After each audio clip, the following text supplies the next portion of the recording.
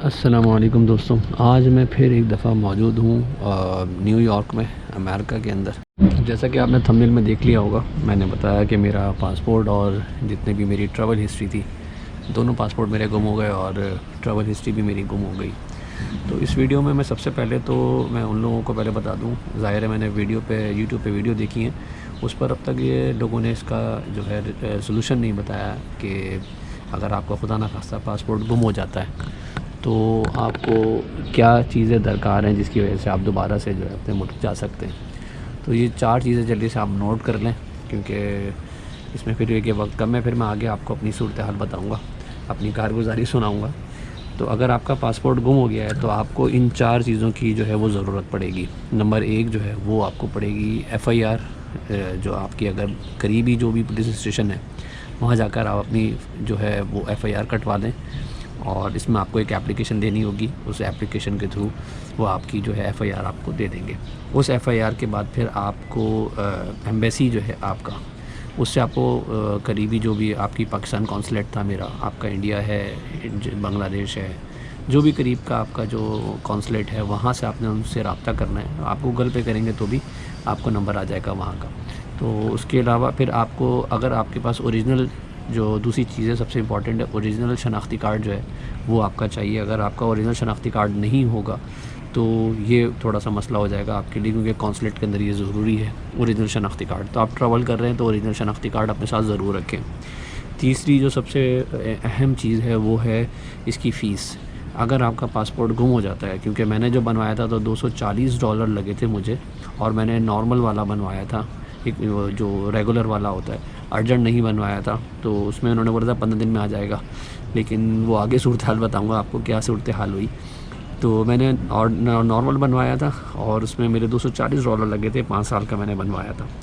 तो ये एक बड़ी फ़ीस चली गई थी। और चौथी जो सबसे बड़ी चीज़ है वो आपको ईमेल करनी है, जहाँ से आपको वीज़ा मिला है कौंसलेट से, उस के ऊपर आपने अपनी जो FIR आपकी जो मिली है उसकी तस्वीर खींच के, और आपकी जो बकाया प्रीवियस जो आपकी हिस्ट्री थी तो उसकी हिस्ट्रियों की भी आपने कॉपियाँ रखनी है, स्कैन कॉपियाँ रखनी है लाजमी। तो ये आप रख लें पहले, खुदा ना खास्ता अगर ये चीज़ें होती हैं इमरजेंसी में तो ये काम आ जाती हैं। तो ये आपने अपनी जो कौंसलेट को जो है ना आपने ईमेल करनी है सारी चीज़ें। तो ये चीज़ें 4 चीज़ें तो बहुत इंपॉर्टेंट जो चीज़ें मैंने आपको बताई हैं, ये जिस तरह मैंने अपना वीज़ा लिया है दोबारा से, तो ये चीज़ें 4 अगर चीज़ें नहीं होंगी, इसमें से कोई मिसिंग होगी तो फिर आपके लिए कोई डिफ़िकल्टीज़ हो सकती हैं। तो ये पासपोर्ट आपको ज़ाहिर है जब उसी सूरत में मिलेगा जब आपके पास ओरिजिनल शनाख्ती कार्ड होगा। तो आपने ट्रैवल करते वक्त भी ओरिजिनल शनाख्ती कार्ड रखना है। इसके अलावा आपने फ़ोटो कॉपीज़ भी रख लेनी है, साथ ही स्कैन कॉपीज़ भी रख लेनी है ताकि आपको बुरे वक्त में काम आए। इसके अलावा तस्वीरें जो थी वो मैंने रखी हुई थी, तो तस्वीरें भी काम आ गई हैं, जो पासपोर्ट साइज़ की जो फ़ोटो कॉपीज़ होती हैं वाइट बैकग्राउंड के साथ, तो ये US में ज़्यादातर चलती हैं। तो आप ब्लू बैकग्राउंड के साथ भी रख सकते हैं। मैंने ज़्यादातर वाइट बैकग्राउंड के साथ चले थे, वाइट बैकग्राउंड जो है वो मेरी एक्सेप्ट कर ली थी एम्बेसी ने, कौंसलेट ने। तो यहाँ पर ये चीज़ें जो हैं आपको ये चीज़ें रखनी ज़रूरी हैं। अब मैं आपको अपनी स्टोरी बताता हूँ कि मेरा पासपोर्ट गुम कैसे हुआ। तो उसमें मैं ज़्यादा लंबी तो नहीं बनूँगा, लेकिन ज़ाहिर है वीडियो बड़ी हो जाएगी। तो उसमें ये था कि पहले दिन ही जब मैं लॉस एंजल्स पे उतरा था 2019 के अंदर, अक्टूबर के अंदर, तो जहाँ तक मेरी मेमोरी याद करती है कि उसमें मैंने जो नारकोटिक्स डिपार्टमेंट होता है वहाँ पर जब मैं बैग चेक करा रहा था तो उस काउंटर पे मैं पहुँच गया, मेरी सारी चीज़ें क्लियर हो गई थी और पासपोर्ट वगैरह मुझे मिल गया था, खाली मुझे बैग चेक कराना था। तो जब मैं नारकोटिक्स पे पहुँचा हूँ तो उन्होंने मुझसे पासपोर्ट लिया और उन्होंने बोला दूसरी तरफ आके अपना बैग खोलें। बैग खोला उन्होंने, जैसे ही जो है वो बैग खोला तो उन्होंने सारी चीज़ें उधर पुधर करने लग गई। उसके बाद जो है वो मैं थोड़ा सा घबरा के मैंने कहा यार ये चीज़ें कैसे कर रहे हैं ना, शायद उनका एक तरीका कार होता है, वो अपने तरीके से कर रहे थे। तो उस तरीके कार के अंदर जो है वो मैं उसमें उलझ गया और फिर उन्होंने जब चीज़ें सारी चेक कर ली उन्होंने okay you good to go now, तो आप जा सकते हैं। तो उसके बाद फिर मैंने जल्दी पैकिंग की और मैं बाहर निकल गया। अब मुझे याद पड़ता है मैंने पासपोर्ट, क्योंकि मैं दोबारा उस काउंटर पर नहीं गया वापस घूम कर, मैं वापस ही जल्दी से एग्ज़िट कर गया। और जब मैं बाहर निकला हूँ आ गया अपने हॉस्टल भी आ गया, जो मैंने आपको दिखाया भी था पिछले मानसून फैमिली में, वहाँ पर पहुँचा। वहाँ पर मैंने अपनी जो रिज़र्वेशन ऑलरेडी कराई हुई थी वो दिखाई उनको और अपना रूम में चला गया। तो काफ़ी थक गया था मैं, सो गया। अगले दिन सुबह मैं नाश्ते के लिए गया उस नाश्ते वाली जगह पर जो है मैंने जब अपने पैसे वॉलेट निकालने गया तो मेरा ज़ाहिर है ऊपर ही मैंने साइड पे मुझे याद था कि मैंने अपने बैग के आगे वाली साइड पर ही जो है पासपोर्ट रखा था। तो पासपोर्ट मुझे पहले मैं समझा कि शायद पासपोर्ट ही मिला। आपका ज़्यादा सिक्स सेंस होता है, आप जैसे ही हाथ मारते हैं जगहों पे जहाँ पर आप रखते हैं, तो पहले ये आता है कि यार पहले शायद हाथ में पासपोर्ट आएगा, लेकिन पासपोर्ट आया नहीं। तो वॉलेट आ गया और मैं घबरा गया। मैंने जब बैग खंगाला तो उसमें मेरा पासपोर्ट मिला नहीं। मैं तो जल्दी जल्दी मैंने नाश्ता किया और मैं वहाँ से भागा वापस अपने हॉस्टल में। सारा मैंने लगेज चेक किया। लगेज मैंने क्योंकि खोला ही नहीं था तो मैंने लगेज जल्दी जल्दी खोला, सारा उधड़ पुधड़ किया। मैंने कहा यार पता नहीं शायद यहाँ तो नहीं मैंने डाल दिया, इस जेब में तो नहीं डाल दिया, लेकिन बाहर कैफ वो नहीं मिला।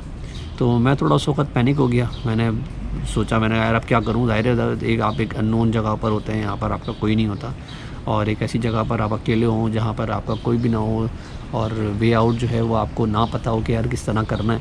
तो ये चीज़ें थोड़ी सी मुश्किलात का सबब बनती हैं। तो फिर मैंने गूगल किया, यूट्यूब किया।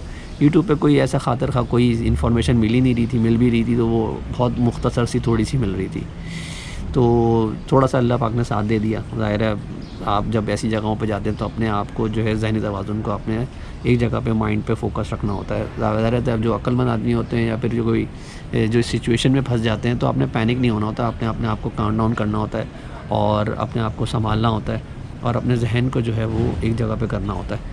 तो फिर तकरीबन 2 घंटे बाद मैंने अपने आप को कंट्रोल में किया और फिर उसकी सलूशन की तरफ गया। मैंने कहा यार अब इस वक्त मेरा साथ कौन दे सकता है। तो मैंने ज़ाहिर है पाकिस्तान कौंसलेट था, तो मैंने पाकिस्तान कौंसलेट पे फ़ोन किया। ज़ाहिर है मैंने सिम पहले दिन ही ले ली थी, तो मैंने नहीं सॉरी अगले दिन मैंने सिम ली थी। जिस दिन मेरा ये गुम हुआ था तो मेरे पास सिम भी नहीं थी, तो मैं पहले जल्दी से भागा, सिम पकड़ी मैंने, जाकर सिम निकाली। फिर मैंने वहाँ के लोकल नंबर से उनको कॉल की एम्बेसी के अंदर। एम्बेसी वालों ने बोला भाई आप पहली फुर्सत में देखो 2 दिन रुक जाओ, यहाँ पर चीज़ें मिल जाती हैं, तो आप लॉस्ट एंड फाउंड में जाकर जो है वो रब्ता कर लो, 2 दिन रुक जाओ, 2 दिन के बाद भले आ जाना, तो लेकिन आप जो है ना FIR कटवा लो। तो अभी इस वक्त की जो मैं इस वक्त 2025 में खड़ा हूँ, 2025 में सिचुएशन ये है कि आपको पता है इस वक्त जो है चेक एंड बैलेंस है। तो मैंने तो उसी वक्त ही मैंने जाकर पहले FIR वगैरह कटवा ली थी। तो FIR वगैरह कटवाई और FIR कटवा के फिर मैंने दोबारा से वहाँ पर हमारे जो लॉस एंजलिस के अंदर पाकिस्तान कौंसलेट में जुल्फ़कार भाई थे, उन्होंने बड़ी हेल्प करी। उन्होंने बोला यार देखो 2 दिन के अंदर जो है ना ये चीज़ें आ जाती मिल जाती हैं, तुम 2 दिन वेट कर लो और अगर मिल गई तो अच्छी बात है, नहीं मिली तो फिर हम प्रोसीड कर लेंगे आगे। मैंने कहा ठीक है। तो 2 दिन के बाद जब नहीं मिला तो फिर मैं निकल गया दोबारा फिर कौंसलेट के अंदर। अब ज़ाहिर एक जगह पे आप पैनिक हो जाओ, पासपोर्ट गुम हो जाए, आपका ट्रैवली जो आपका सफ़ारती सफ़र का जो असल कागज़ होता है वो गुम हो जाए, तो आप ज़ाहिर है फिर आगे फिर वो सारा जो आपका ट्रिप होता है वो सारा बढ़ जाता है।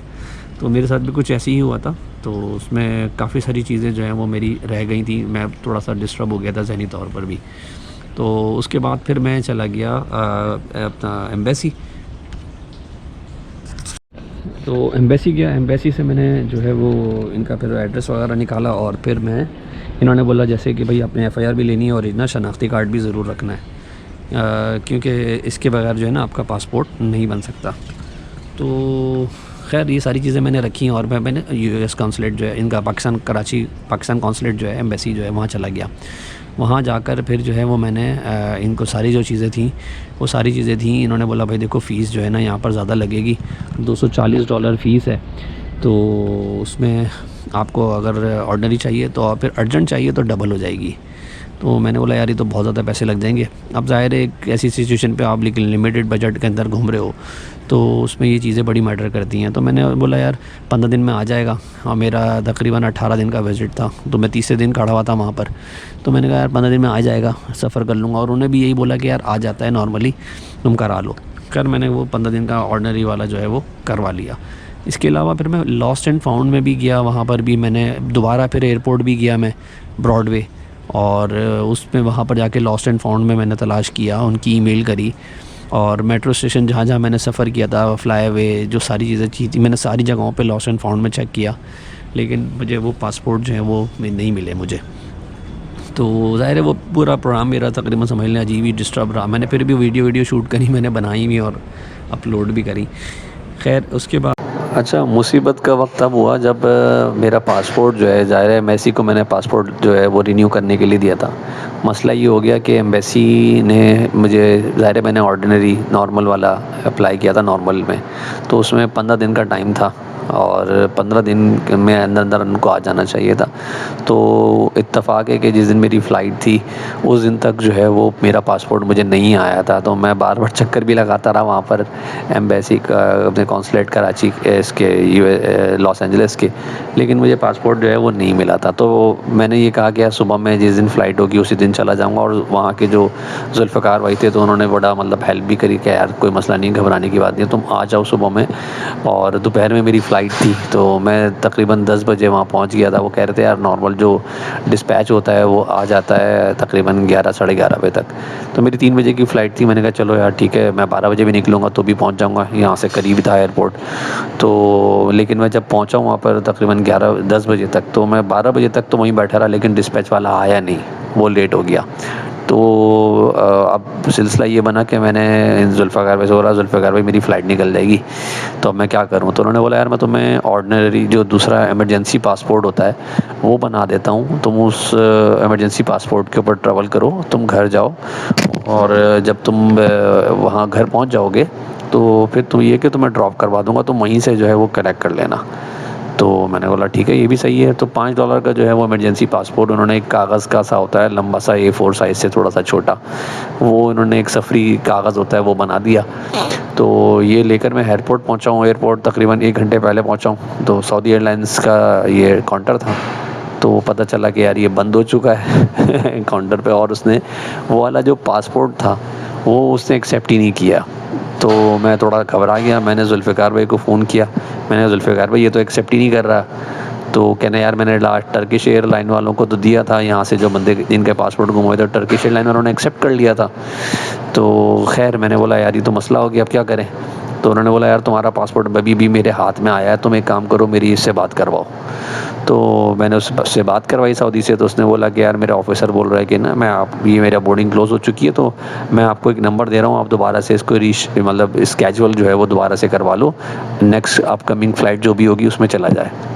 तो मैंने जुल्फ़िकार भाई को बोला, वो इंसिस्ट करते रहे तो वो मान नहीं रहता। फिर मैंने जुल्फ़िकार भाई को बोला, मैंने कहा जुल्फ़िकार भाई आप चलें छोड़ें, मैं आपसे जो है ना वो आके कल सुबह में कलेक्ट कर लेता हूँ और मैं यहाँ से इसको रिन्यू करवा देता हूँ। उसने मुझे नंबर दिया, फिर मैंने सऊदी एम्बेसी में फ़ोन किया। फिर वहाँ तकरीबन $70 जो है वो अलग से चार्ज हुए। ये अच्छी बात थी कि मेरा वहाँ पर ATM कार्ड एक्टिवेट था, तो ATM कार्ड से जो है ना वो मैंने उसको पेड कर दिया। अगर ATM कार्ड मेरा एक्टिवेट नहीं हुआ होता तो बड़ा मसला हो जाता।